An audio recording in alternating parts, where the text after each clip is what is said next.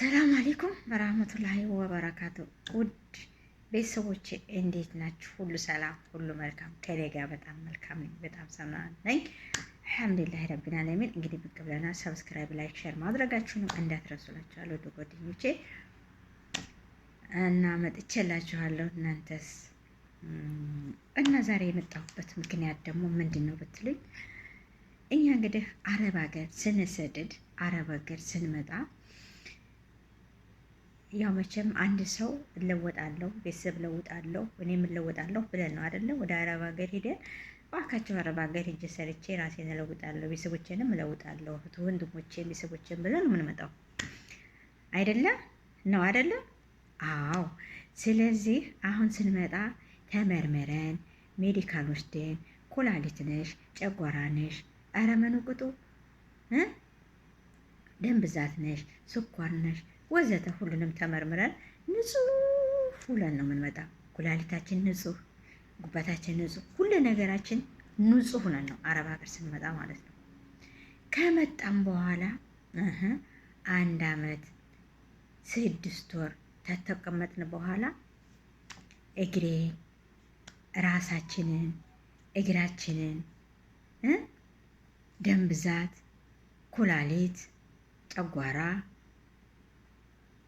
ስኳር ይሄ በሽታ ይመጣል። በተለይ እግር፣ ወገብ ለምንድን ነው? አንደኛ እኛ ሀበሾች በጣም ይሉታ ያጠቃናል። ይችን ካልሰራኋት፣ ይችን ካልጨረስኳት፣ ይችን ካላረኳት እያልን እንደ ሌሎቹ ዜጋ በጣም ጎበዞች ናቸው። አንበላም፣ አንመገብም፣ አናቅበትም። የቁርስ ሰዓታችን ያልፋል፣ ምሳ ሰዓታችን ያልፋል። ቆይችን አድርገናል።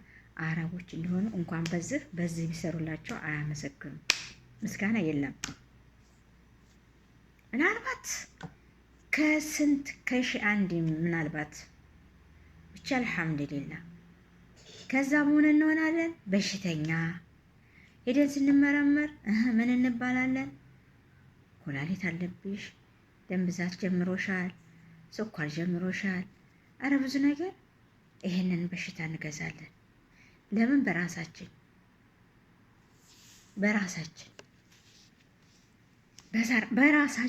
በሽታ እንገዛለን።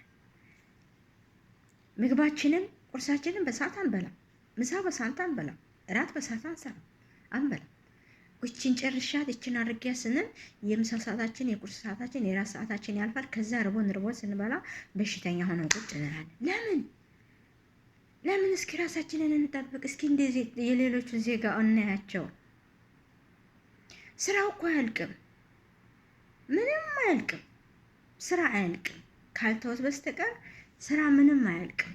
እችን ፈጭቻት፣ እችን አርጊያት፣ እችን ሰሃን፣ እችን እንደዛ አርጊያት። የእነሱን ግርግዳ ስንፈገፍግ የእነሱን አለው። እንስራ። ለስራ ነው የመጣ ነው።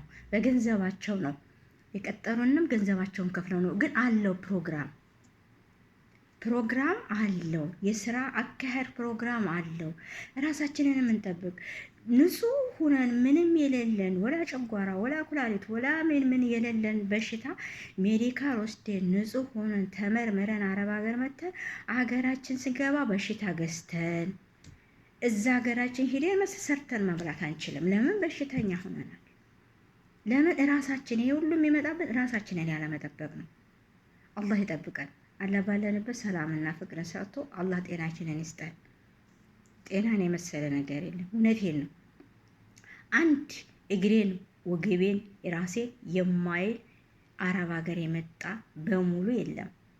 እኔ አሁን እኔ ደም ብዛት አለ እግሬ ወገቤ ምኑ ልበላችሁ፣ ይሄ ሁሉ በሽታ ሸሸክም ያለው ስመጣ ንጹህ ሁኔ ተመርምሬ ንጹህ ሰውነቴን ይዤ ንጹህ ውስጡ ሁሉ ነገሬ ንጹህ ሆኖ አረብ ሀገር መጣሁ። አሁን ሲሄድ ግን ሁሉ ነገሬ በሽተኛ ሆኖ ሀገር ሊገባ ነው። ብቻ አልሐምዱሊላህ ረቢል ዓለሚን ከቤተሰቦች ላይ ይደብልቀኝ እና ወዶችዬ፣ ይሄ ነገር ስላለ ራሳችንን እንጠብቅ። ቁርሳችንን በወቅቱ ያለችውን ያገኘናትን ለምን 1 2 3 ተምር በልተን 3 ተምር መቼም አረብ ሀገር ተምር አይታጣም። አልሐምዱሊላህ ሞልቷል ተምር። አንዳንዱ ቤት ደግሞ ሙሉ ነው። ወተት አለ፣ ሁሉ ነገር አለ፣ ሙሉ ነው። አንዳንዱ ቤት ሙሉ ነው። አትክልት አለ፣ ውሃ ካለ። አንዳንዱ ቤት ደግሞ የሚቆልፍ አለ፣ የሚቋጠር አለ።